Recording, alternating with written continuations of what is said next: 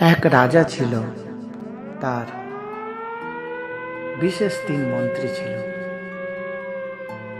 আরো সৈন্য সামন্ত ছিল।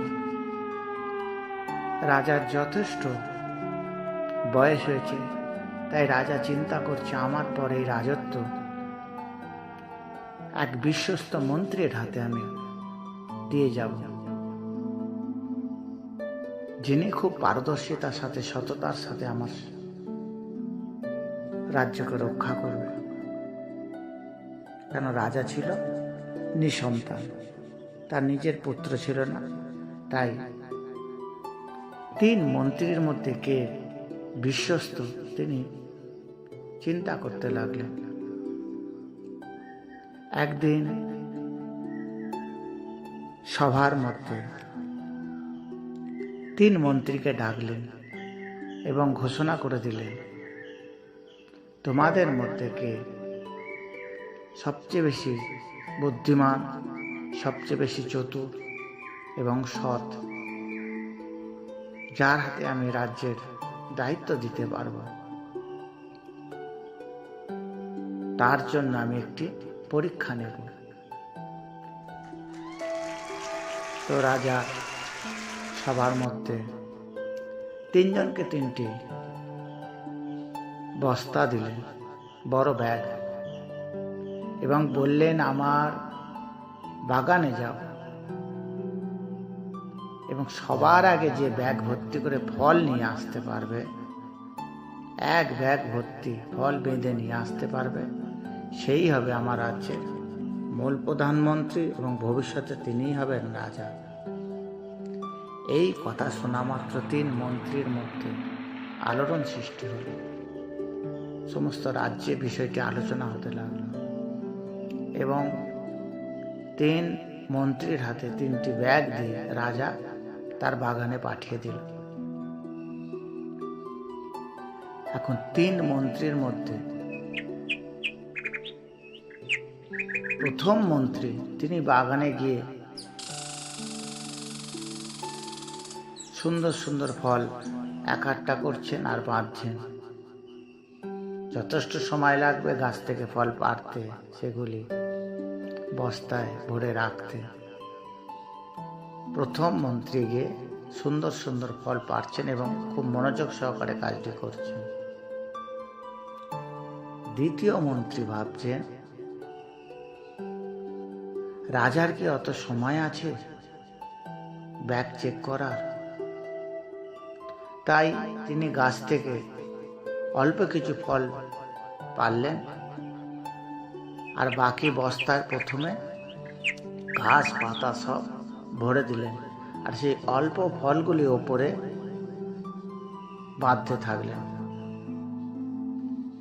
আর তৃতীয় মন্ত্রী তিনি ভাবছেন, এই কাজ যে আগে করবে সেই হবে রাজা, সুতরাং আমাকে বুদ্ধি খাটিয়ে কাজটি করতে হবে। তিনিও ভাবলেন, রাজা তো এত দেখার সময় নেই, আর এই কাজ খুব কঠিন। তিনি বিশ্বাস করলেন রাজা বস্তা চেক করবে না, এই ভেবে সে শুধুই ঘাস পাতা এসব ভরে মুখটা বেঁধে নিয়ে সবার আগে 3 নম্বর মন্ত্রী চলে এসেছেন। সবাই বাহবা দিচ্ছে, বাহ, এই 3 নম্বর মন্ত্রী সবচেয়ে কাবিল মন্ত্রী, সবচেয়ে দক্ষ, সবচেয়ে পারদর্শী। সবাই জয় দিতে লাগলেন, রাজা চুপচাপ দেখছেন। তার কিছু পরে দ্বিতীয় মন্ত্রী এলেন।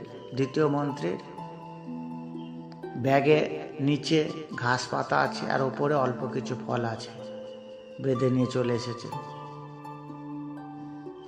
আর প্রথম মন্ত্রী যিনি নিষ্ঠার সাথে ফল তুলছেন, তিনি সব ফল তুলে বেঁধে গোটা ব্যাগ ভর্তি ফল নিয়ে সবার শেষে এলেন। এবং প্রথম মন্ত্রী যিনি সবার শেষে এলেন, তিনি এসে দেখছেন আগের 2 মন্ত্রী তারা চলে এসেছে।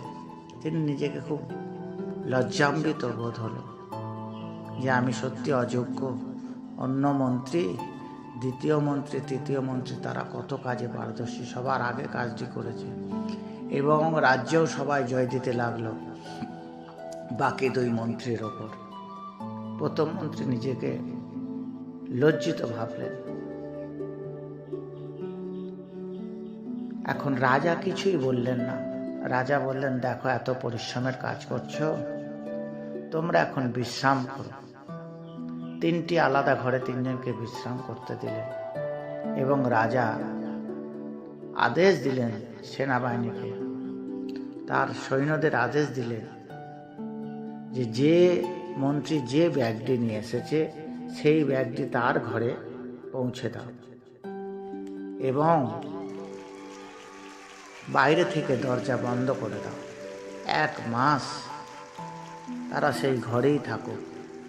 1 মাস পর আমি বিচার করব কার হাতে রাজ্য থাকবে, কে সৎ, কে পরিশ্রমী, কে দক্ষ। তো রাজার আদেশ, 3 মন্ত্রীর ঘরে যে যার ব্যাগ পৌঁছে দেওয়া হলো এবং বাইরে থেকে দরজা বন্ধ করে দেওয়া হলো যে তোমরা এই ঘরের বাইরে বেরোতে পারবে না। রাজার আদেশ। সবাই উৎকণ্ঠা, কি পরীক্ষা চলছে। তো বন্ধুরা, তোমরা একটু ভেবে বলো তো, এই 3 মন্ত্রীর মধ্যে কে সবচেয়ে বেশি চতুর? কি মনে হয়? শোনো তাহলে গল্পটি। তো 1 মাস সময় এগিয়ে চলছে। প্রথম মন্ত্রী, তার তো ব্যাগ ভর্তি ফল আছে। ফল এমন একটি আহার যেটা খেয়ে মানুষ সারা জীবন সুস্থভাবে বাঁচতে পারে, কারণ ফলের মধ্যেই প্রয়োজনীয় জল আছে, সমস্ত ভিটামিন, সমস্ত রকম উপাদান আছে। তো প্রথম মন্ত্রী দিব্যি ফল খেয়ে যাচ্ছে রোজ এবং সুস্থ আছে। দ্বিতীয় মন্ত্রী, তিনি খুব চিন্তায় পড়লেন, কারণ তিনি তো অর্ধেক ঘাস পাতা ভর্তি আর অল্প কিছু ফল উপরে আছে। তিনি ওই অল্প কিছু ফল খেয়ে প্রথম 10-12 দিন ভালোভাবে কাটালো, তারপর আর খাবার পায় না। আস্তে আস্তে শরীর অসুস্থ হয়ে রুগ্ন হয়ে পড়লেন।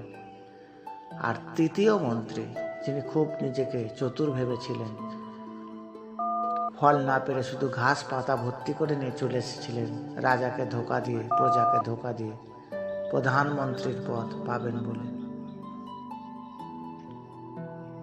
তার কাছে তো শুধুই ঘাস পাতা, কোনো ফল নেই। তাই তিনি খেতে না পেয়ে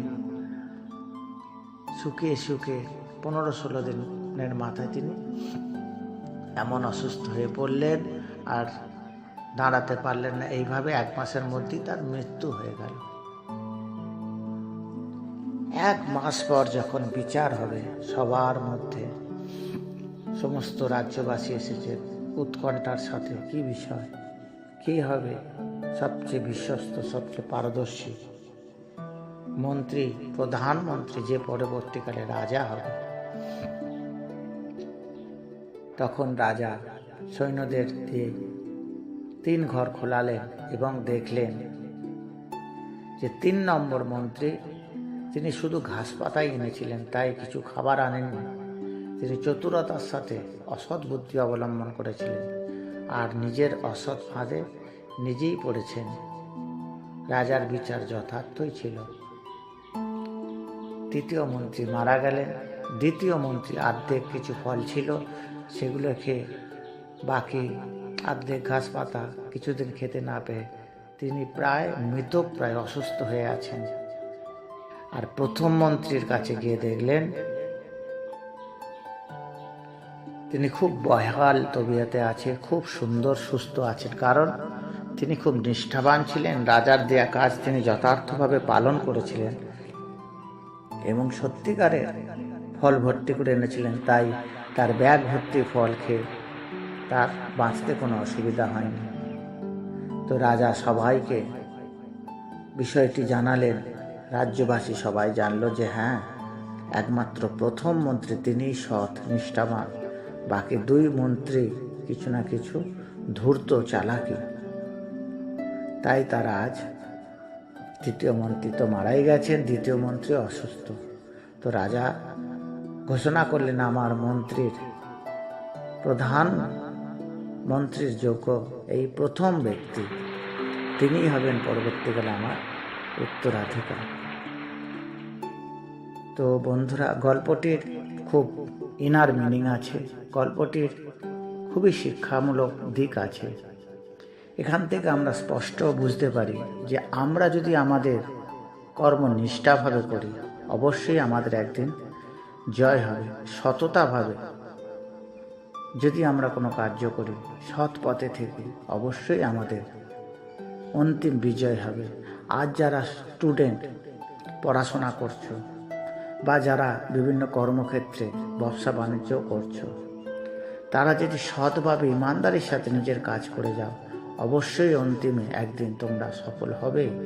আজ যারা পড়াশোনা করছো, ঠিকভাবে পড়ছো, পরিশ্রম করছো, একদিন তার ফল পাবেই। ভবিষ্যতে তোমরা জীবনে দাঁড়াতে পারবে, শিক্ষক, ইঞ্জিনিয়ার, উকিল, ডক্টর হতে পারবে। অথবা কর্মক্ষেত্রে সততার সাথে যারা আছো, নিশ্চিত একদিন তারা উন্নতির শিখরে পৌঁছবে।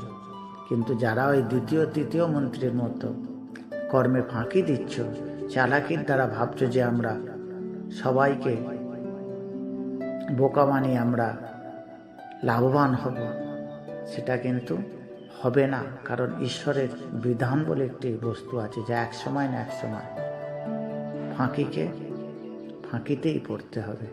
নিজের ফাঁদ নিজেকেই পড়তে হবে, এটাই ঈশ্বরের বিধান। তাই বন্ধুরা, এই রাজা ও 3 মন্ত্রীর এই ছোট্ট গল্পটি তোমরা অন্য বন্ধুদের শোনাবে, এই গল্পটি শেয়ার করবে, আর আমার ইউটিউব চ্যানেলটি সাবস্ক্রাইব করে দেবে।